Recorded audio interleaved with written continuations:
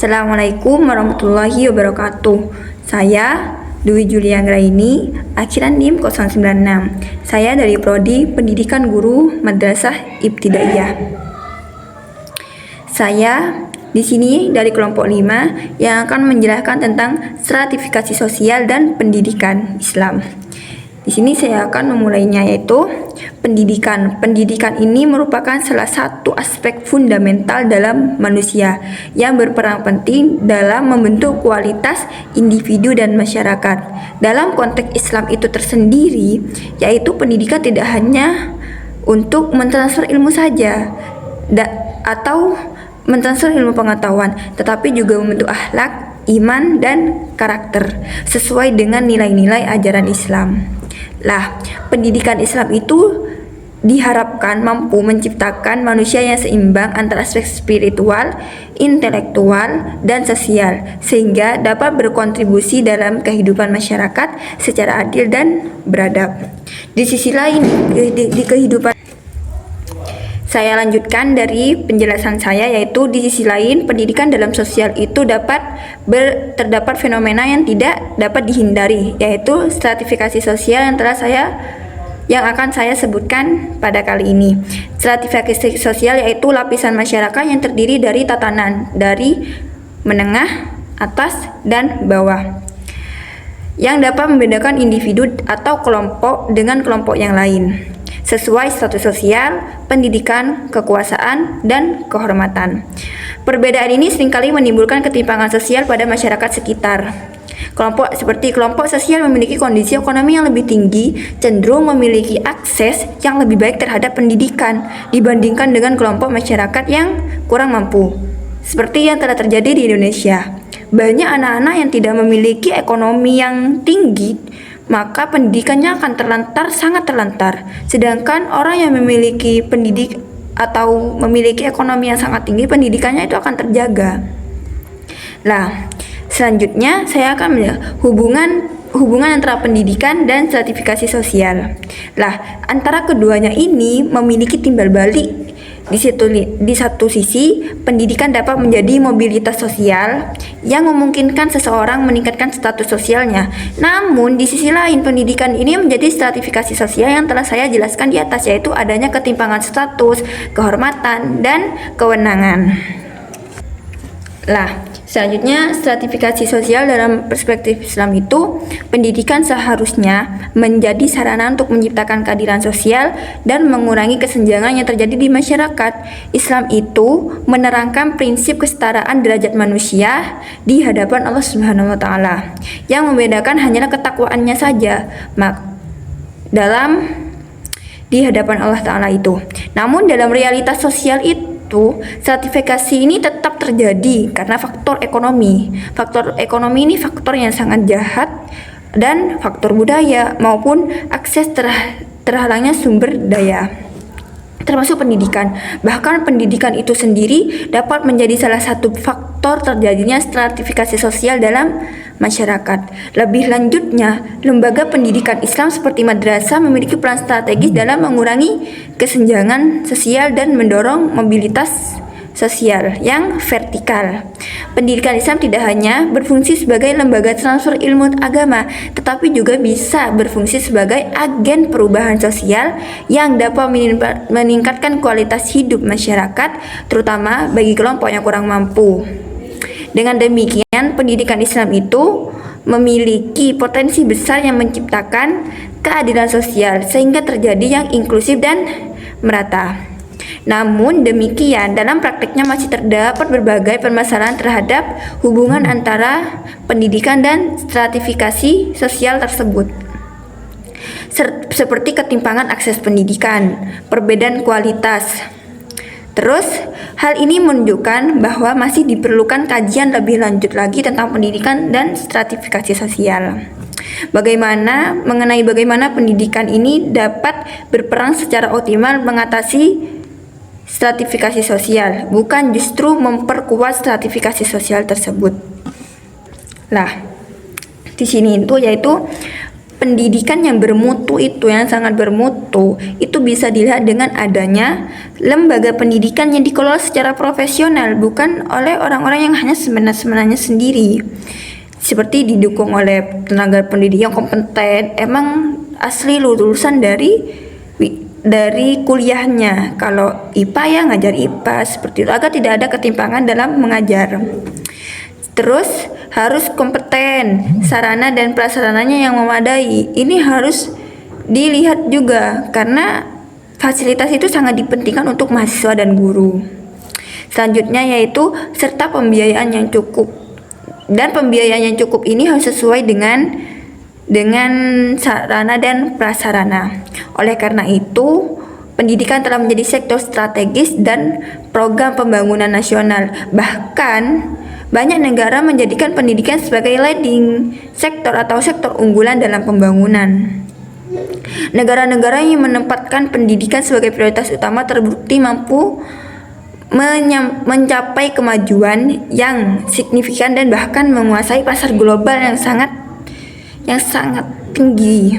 Sebagai contoh, Jepang yang menjadi negara maju karena memberikan perhatian besar terhadap sektor pendidikan dan kebijakan pembangunannya. Telah kita ketahui sendiri kan, Jepang dengan teknologinya yang sangat pintar sekali.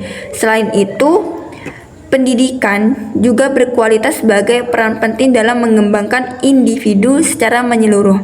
Pendidikan tidak hanya berfungsi untuk meningkatkan kemampuan intelektual dan spiritual manusia, namun dengan kata lain, pendidikan yang mampu membentuk manusia itu secara holistik, integristik, sehingga dapat berperan aktif dalam membangun peradaban yang lebih maju dan beradab. Lebih lanjutnya yaitu pendidikan ini mempunyai dua fungsi utama dalam kehidupan sosial, yaitu sebagai alat menjaga stabilitas sosial dan sebagai sarana mobilitas sosial.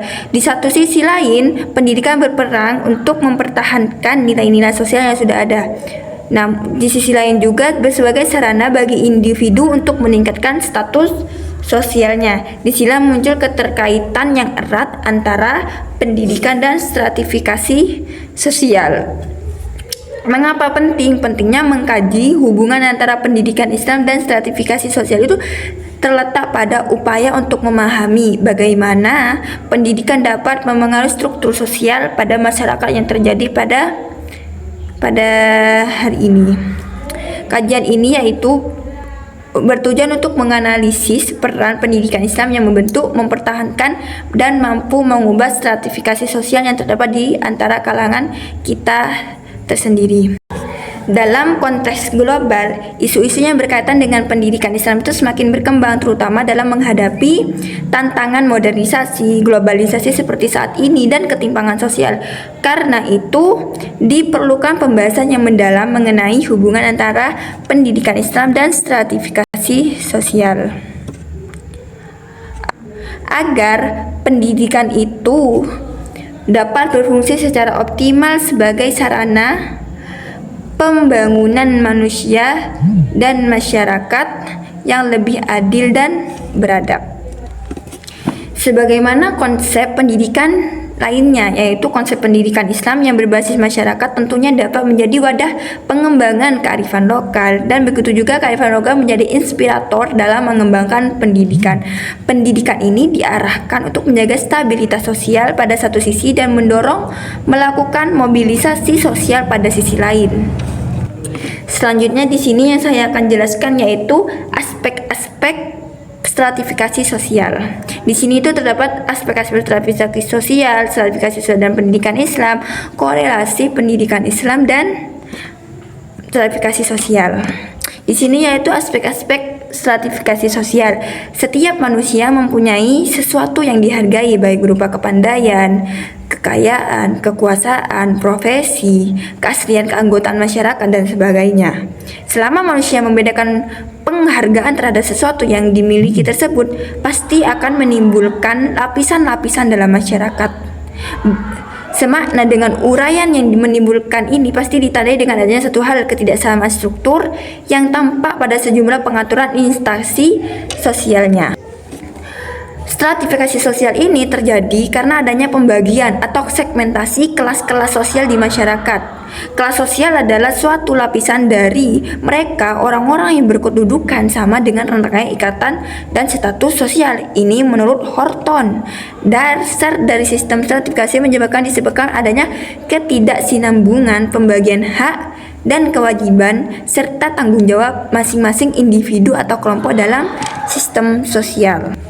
Selanjutnya yaitu korelasi pendidikan terhadap stratifikasi sosial. Seperti yang saya telah sebutkan di atas, yaitu realitasnya membuktikan bahwa di dalam kehidupan masyarakat ini tantangan demi tantangan selalu merambat kehidupan warga. Dan urus tantangan tersebut akan semakin deras dan berat seirama dengan perkembangan ilmu pengetahuan dan teknologi yang telah memengaruhi dalam berbagai dimensi kehidupan. Lah, kelas sosial atau stratifikasi sosial ini dan pendidikan sangat memengaruhi masyarakat sekurang-kurangnya dalam dua hal. Pertama, pendidikan yang tinggi memerlukan uang dan motivasi. Kedua, jenis dan tinggi rendahnya pendidikan memengaruhi jenjang kelas sosial. Pendidikan bukan hanya memberikan keterampilan kerja, tetapi juga melahirkan perubahan moral. Memberikan keterampilan kerja juga akan melahirkan perubahan mental, minat, dan tujuan seseorang. Cara berbicara atau perubahan cara hidup seseorang sebagai sistem sosial lembaga masyarakat menuju ke arah perbaikan dalam segala hal. Lah, di sini suasana kemasyarakatan dengan sistem nilai yang dianggapnya memenuhi sikap dan cara pandang masyarakat ini.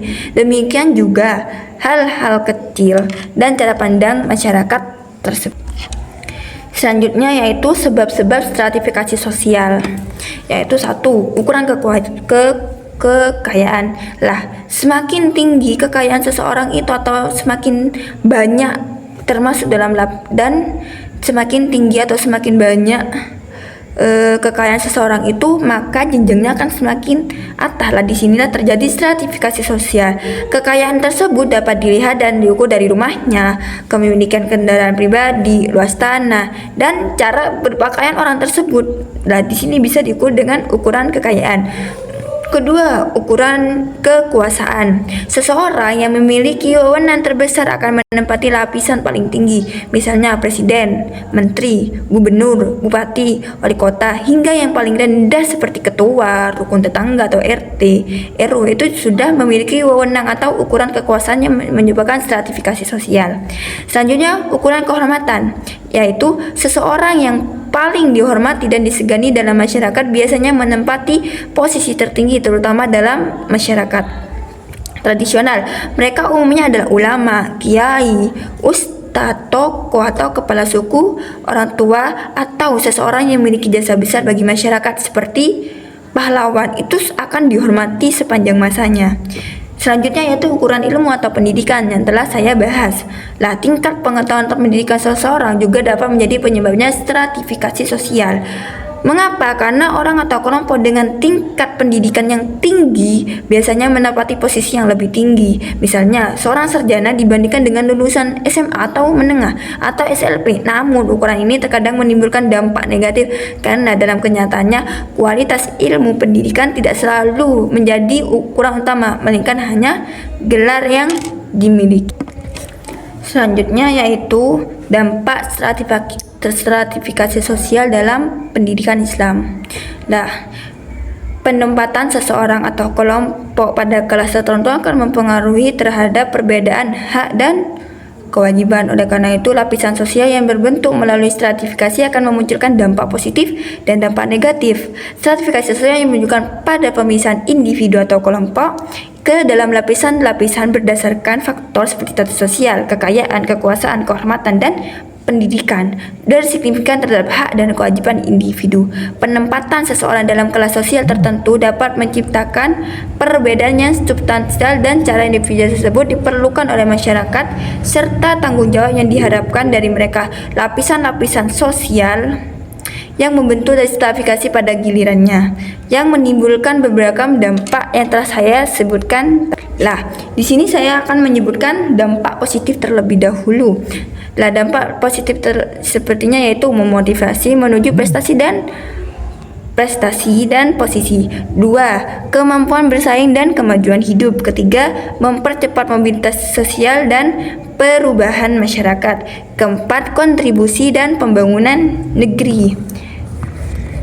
Kelima yaitu dan selanjutnya yaitu dampak negatif stratifikasi sosial, yaitu menganggap diri eksklusif dibandingkan orang lain, menganggap dirinya lebih tinggi dari orang lain dan menimbulkan rasa sombong. Kedua, menganggap remeh orang lain, yang telah saya sebutkan, yaitu menganggap orang lain itu sombong. Terus ketiga, melahirkan sikap ego yang tinggi sehingga tidak bisa terkalahkan. Terus keempat, konflik antar kelompok. Lah, konflik antar kelompok salah satu yaitu yang paling serius dan terjadi pada masyarakat sekitar. Baik, cukup sekian yang bisa saya sampaikan.